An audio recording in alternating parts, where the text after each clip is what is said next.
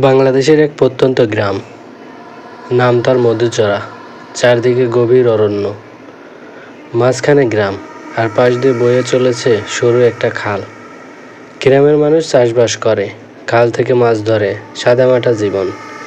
কিন্তু এই গ্রামের নাম শুনলেই পাশের এলাকার লোকেরা ভয়ে আঁতকে ওঠে।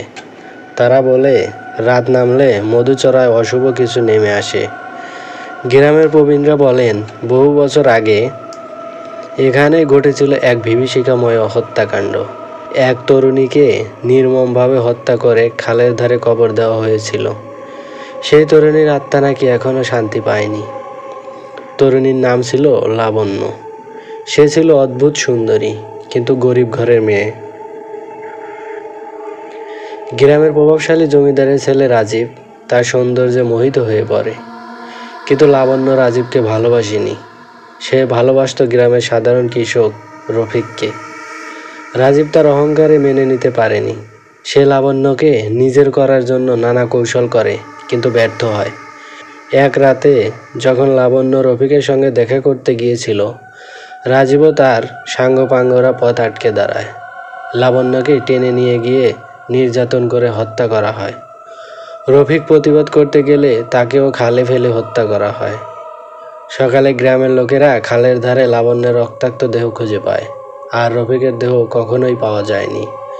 সেদিন থেকেই খালের চারপাশ অন্ধকারে ভুতুড়ে হয়ে ওঠে। হত্যার পর থেকেই মধুচরার খালের ধারে অদ্ভুত সব ঘটনা ঘটতে শুরু করে।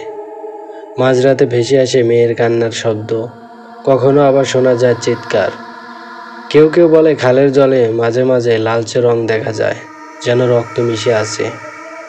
অনেকে রাতের বেলা খালের ধারে গেলে আর ফিরে আসেনি। গ্রামে গুজব ছড়িয়ে পড়ে, লাবণ্যের আত্মা প্রতিশোধ চাইছে। কিন্তু রাজীব নির্লজ্জভাবে বেঁচে থাকে। তার প্রভাব প্রতিপত্তি এত বেশি ছিল যে কেউ তার বিরুদ্ধে কিছু করতে সাহস পায়নি। সে বিয়ে করে, সন্তান হয়, ধীরে ধীরে আরও ধনী হয়ে ওঠে। কিন্তু সে জানতো না, লাবণ্যের আত্মা একদিন তার সর্বনাশ ডেকে আনবে। বহু বছর পর রাজীবের ছেলে অনেক ঢাকা থেকে পড়াশোনা শেষ করে গ্রামে ফিরে আসে। শহরের ছেলে, আধুনিক মন মানসিকতা। কিন্তু গ্রামে পা দিতেই সে অনুভব করে এক অদ্ভুত অস্বস্তি। প্রথম রাতে খালের পাশ দিয়ে হাঁটার সময় হঠাৎ সে শুনতে পায় এক মেয়ের গান। কণ্ঠটা এত মায়াবী, কিন্তু তাতে ছিল অদ্ভুত শীতলতা। অনেক চারদিকে তাকে কাউকে দেখতে পায় না। পরদিন রাতে আবার সে শুনতে পায় সেই কণ্ঠস্বর। এবার সে খালের দিকে এগিয়ে যায়। হঠাৎ কুয়াশার ভেতর থেকে দেখা যায় এক লম্বা চুলওয়ালা সাদা শাড়ি পরা মেয়ে। মুখ ঢাকা, শুধু দুটো চোখ জ্বলজ্বল করছে। অনেক ভয় পেয়ে দৌড়ে পালায়। এরপর থেকে প্রতিদিন রাতেই অনেক ভৌতিক স্বপ্ন দেখতে থাকে। স্বপ্নে সে দেখে খালের জলে কেউ হাত বাড়িয়ে ডাকছে। একদিন সে স্বপ্ন থেকে উঠে দেখে তার হাত পা কাদায় ভিজে আছে, যেন সত্যিই সে খালের জলে গিয়েছিল।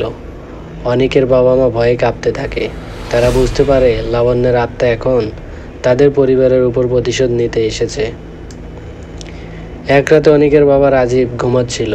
হঠাৎ দরজার বাইরে থেকে ভেসে আসে সেই ভয়ঙ্কর কণ্ঠ, তুই আমার জীবন নষ্ট করেছিস, আমার প্রেম কেড়ে নিয়েছিস, আজ আমি তোর রক্ত চাই।